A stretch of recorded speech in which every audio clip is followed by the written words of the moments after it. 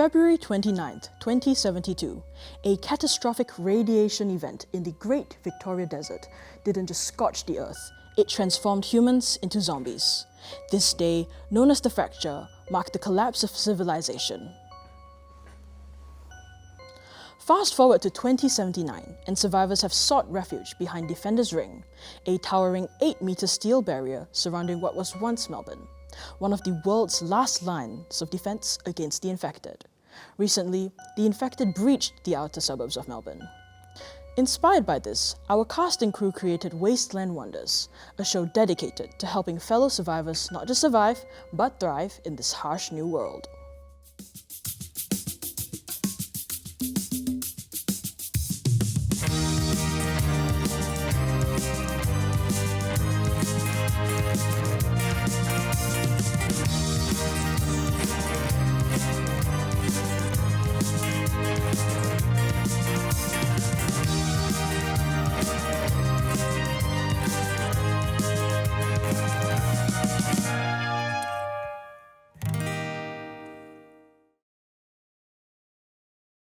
Are you frustrated that your survival comes at the expense of sacrificing flavor? Well, here at Good Grub, we believe that good food is paramount, even in a post-apocalyptic world. Our culinary innovators have scoured the nation for long-forgotten ingredients to transform into nutritious and delicious meals. Use code WASTELAND4L when signing up. The first 20 to order our Grubby Grab and Go at www.goodgrubworld.com.au will get a free sample drink from our partners. And the first 50 orders will also have the chance to put their names in the running for an exclusive Good Grub tasting experience. Again, use code WASTELAND4L for free membership and shipping only for this month. So, what are you waiting for? Order now while stocks last. Good morning and welcome back to Wasteland Wonders. To all you survivors, my name is Sabrina Tan, and today we are here to help you thrive and survive. Welcome back to all you survivors out there. Thank you for tuning in to each episode. I know that zombies are knocking down on your door, but hey, this week you're going to learn how to stop them. In today's episode, we are going to teach all of you viewers at home some of the essential skills needed to keep yourself safe in the apocalypse. We have two very special guests lined up for today. First, you'll learn the art of a very new exciting dance style, followed by a masterclass in self-defense, equipping you with the skills needed to fight off both zombies and humans. Today's episode will also feature an exclusive interview with a karate master, as well as a tutorial for making your very own energy drinks. Stay tuned to stay alive on Wasteland Wonders. For all you homebodies out there, zombie infection rates are up 12%. This is a major spike as they begin taking over Melbourne CBD. The last remaining trams are now packed with zombies shuffling down the streets. Roads are now littered with abandoned cars and bikes. In global news, reports indicate that zombies are now populating 76% of the world. As major cities continue to fall, Tokyo, Paris, and Singapore are among the most recent. Tokyo, once a city known for its bright lights and fast pace, has descended into darkness. The iconic Shibuya crossing, once filled with people, is now a scene of horror, littered with abandoned belongings and the sound of distant screams. The government tried to lock down districts, but let's face it, Tokyo's crowd control was already an issue before the zombies showed up. Paris has officially fallen silent, and when the Eiffel Tower still stands, the only thing climbing it are the undead. And the Louvre? Completely overrun. But on the bright side, the Mona Lisa is just as mysterious, even with zombies gnawing at its remains. Singapore's reputation for order and efficiency was, unfortunately, no match for the undead. The city's strict measures, normally perfect for keeping things in line, fell apart surprisingly quickly. The once famous garden by the bay has become a feeding ground, with zombies shuffling across the lifeless floral arrangements. So sad.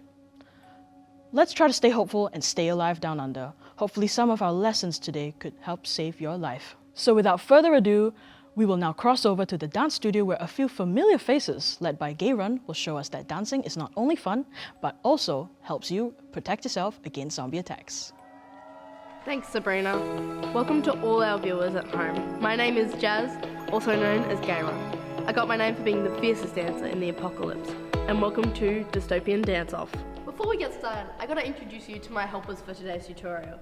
First, we have Ellie, who's one of my most experienced students, but she's actually also a fashion guru. She recently just attended Apocalypse Fashion Week, where she unfortunately did get attacked by the designer's zombified ex-lover.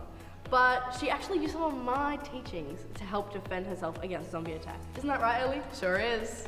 And we also have Sarah. She's actually really new to the sport, but she's picking up really fast. Isn't that right? Absolutely. And just as a disclaimer, guys, I recently just defended Sabrina back at the studio from a zombie attack, so my moves might be a little bit off today. But let's go ahead and get started. Okay guys, before we get started, we've got to warm up our limbs because some of these moves are super complicated, and without the proper training, you could get really injured. Alright, let's warm up.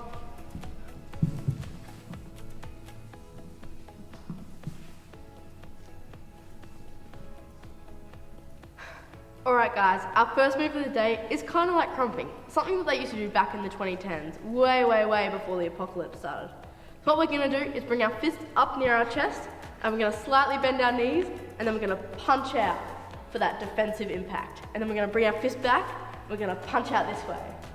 Amazing stuff. Now let's put it all together and do 4 counts of it. Ready? Fist up, and 1, and 2, and 3, 4. Amazing work, you guys. Alright guys, the next move is called the duck and sweep.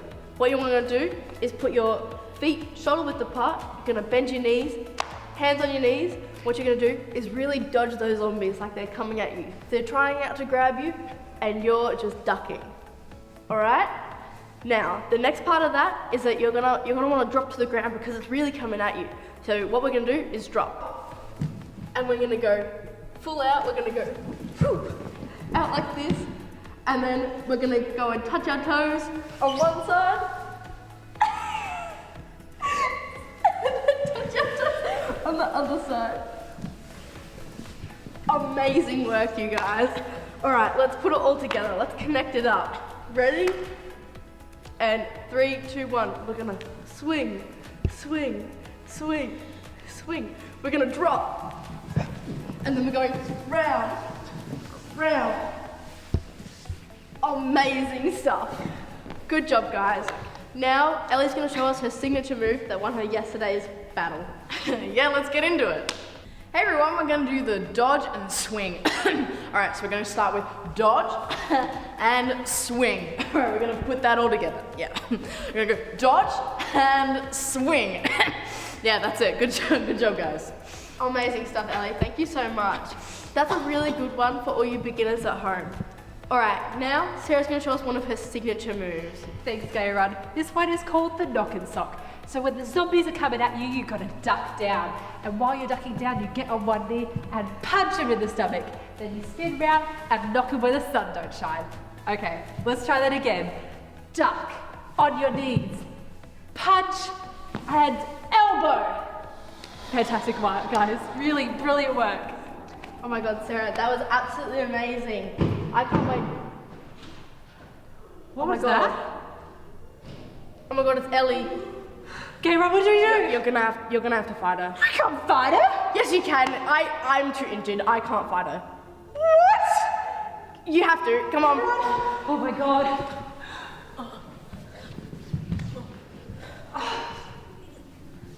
Oh my god, Sarah, you did it. I think I did it. You did it. Gayrun, oh my god. Oh my god, guys. You viewers at home, you just watched Sarah take down a zombie with the stuff we taught you in this dystopian dance-off. Now, we're going to head back to Sabrina in the studio, and we'll see you next time. Oh my zombie. I can't believe Ellie turned into a zombie. Thank you, Gayrun and Sarah, for stopping her and keeping us all safe. Let's hold a minute of silence for one of the best fashionistas after Ethan to grace that runway. Or should I say, grave. Anyway, a minute of silence for our fallen soldier. Okay, well, onwards we march. My next guest is someone who knows all about the importance of self-defense out there in the Wasteland. Many moons ago, he defended an attack on the defense barrier. He has been known to take down hordes of 24 zombies, and he makes a mean barbecue when he takes time away from using his killer instincts to save you, survivors out there. Please welcome to the show, the one, the only survivor we could find and knows karate, Steven. Welcome to the studio, Steven. Thank you very much for having me. It's our pleasure. So, how long have you been practicing karate and what drew you to it? I've been practicing karate for a very long time, ever since little old Steven saw Jaden Smith and Jackie Chan in Karate Kid in theaters way back when. Never found my Mr. Miyagi, and I'm not rich enough to be anything like Jaden Smith, but I've been doing my best. Wow, that's so real. How is karate different from other martial arts? Karate is a lot about your mindfulness. It helps you practice things like breathing, meditation, and just all in all getting yourself into a better headspace. And I find that is actually very, very helpful in a wasteland. It helps you stay calm, stay focused on the goal of not getting torn to shreds by a horde of zombies. True. It's just that grind set, Yeah. So how is defending against zombies different from defending against people? It's very different. With people, you can do all kinds of things. If it's a guy, straight kick to the nuts, that usually helps. Eyeballs as well. But you don't want to get too close to a zombie, ever. Your best bet is always, in any self-defense situation, to run away. Zombies and people are both incredibly terrifying. And if you can, in any possible situation that may arise for any of you out there, anybody watching, run away. That's right, that's right. Something about a zombie run, So how have your techniques evolved in our post-apocalyptic world? It's a lot less structured than karate would be. I can still practice, obviously, because karate is known for katas, which are usually done solo and help you practice all of your moves, but they don't come much in handy when, fist to zombie skin, it's prime biting territory. And I only let people do that to me in the bedroom, so. Oh, yeah, it's about fist and zombies, I guess. Well, so do you prefer hand-to-hand combat or weapons, and why? I'm much more practiced in hand-to-hand, obviously, but weapons, anything you can use ever to give yourself an advantage is definitely a positive. Things from the environment, or if you carry a weapon with you, anything, these golf clubs. Probably do some harm. Yeah. This one's still got the price tag on it. Oh! $3.25. You guys don't have much of a budget. We don't, yeah. So, hey, what's your best piece of advice for fighting zombies? Run away. It's always run away. In any given circumstance, you run away. If you find yourself in a situation where you can't, use anything you can to keep them away from you. Worst comes to worst, if they get close to you, you're probably done for. I'm much better equipped, with all of my years of karate to defend myself. You guys, quite frankly, are useless. So run away, use whatever you can to help yourself. And if it does ever get in close, unless you're like me, you're probably done for, so don't let that happen. That's right. We're useless. So clear and concise. Well, thank you so much for your time, Stephen. Thank it's you been very a pleasure. much for having me. Now, to introduce our next guests, Survival Sensei and Coach Chaos will be teaching you some essential self-defense moves for a variety of different situations. Over to you. Hello and welcome to Survivor Smackdown, where we'll be teaching you the art of self-defense in an increasingly dangerous wasteland. I'm Survival Sensei. And I'm Coach Chaos, and we'll be sharing the best tips and tricks to defend yourself against not only zombies, but other survivors battling it out for resources. That's right. These days, it seems like everyone wants you dead. It's our job to equip you with the skills you need to survive. Let's get started. Our motto here at Survivor Smackdown is that the best self-defense is no self-defense. And what do you mean by that? Well, what we're basically saying is that you want to avoid any situation where you might have to defend yourself. That's right. The best defense against zombies is to avoid the zombies in the first place. You can do this by avoiding drawing attention to yourself. Try to keep noise to a minimum, and always cook your food away from your sleeping place. One whiff and the zombies will come running. The last thing you want is to have to fend off a horde of bloodthirsty beasts. But what happens when you do encounter a zombie? That's where we come in. Now, the best way to kill a zombie is decapitation. No head, and they won't be able to bite and infect you. That's why we recommend carrying a weapon on you at all times. Another great tip is to cover your arms with armor. You can make this out of something you've got at home, such as duct tape. The aim of this is to make sure the zombies can't take a chomp out of you. That's right.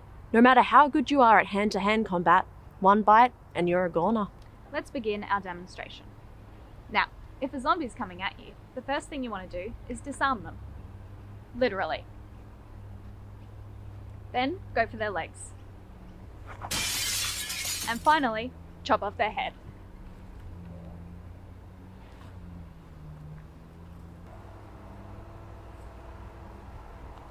What about when you don't have a weapon on you? Well, my best piece of advice for self-defense is to die. I'm sorry? D-I-E. Distract, injure, and escape. Ah, I see. Yeah, if there's one piece of advice you take away from this demonstration, it's that when you're attacked, die. The key to survival is to minimize the time spent in close proximity to zombies, as this reduces your risk of getting bitten. And that's the last thing we want. Sure is. Now, let's begin our demonstration with this first move.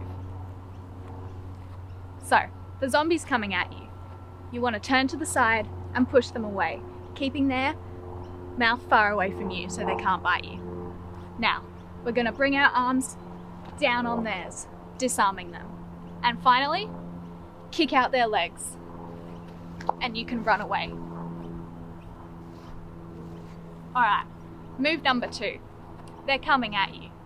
You want to step to the side, put your arm under their chin, your leg behind theirs, walk forward and bring them to the ground.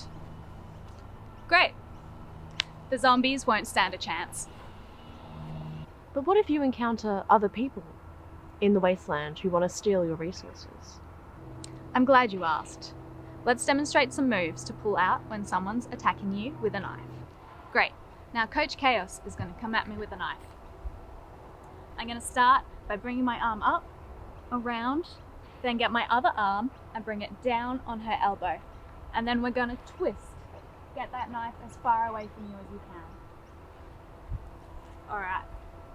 You can do a similar move when they're stabbing you from the back.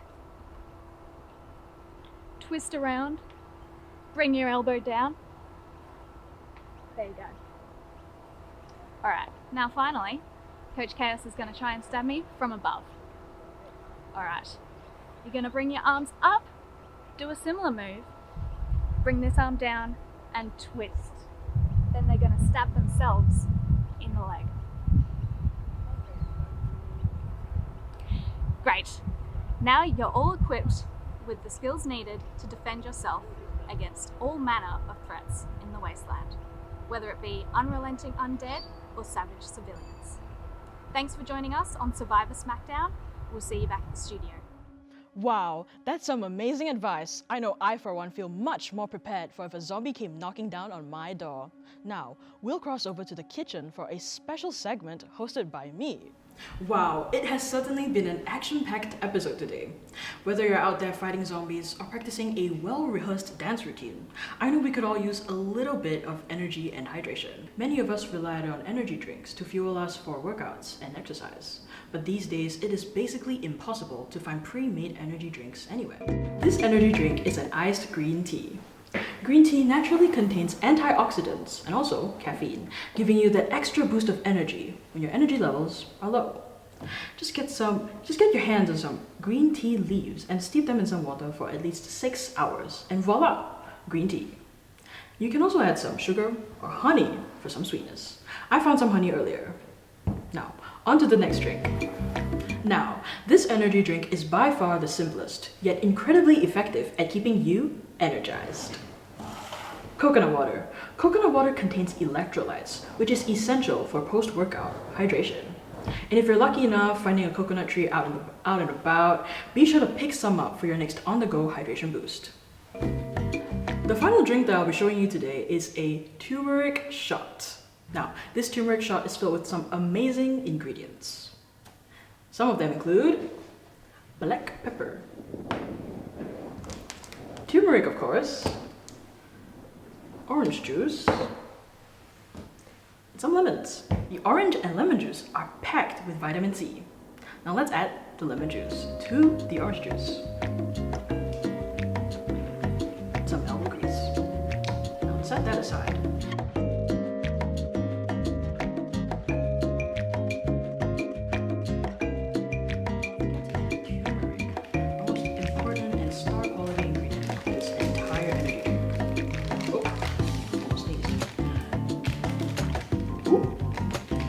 about enough.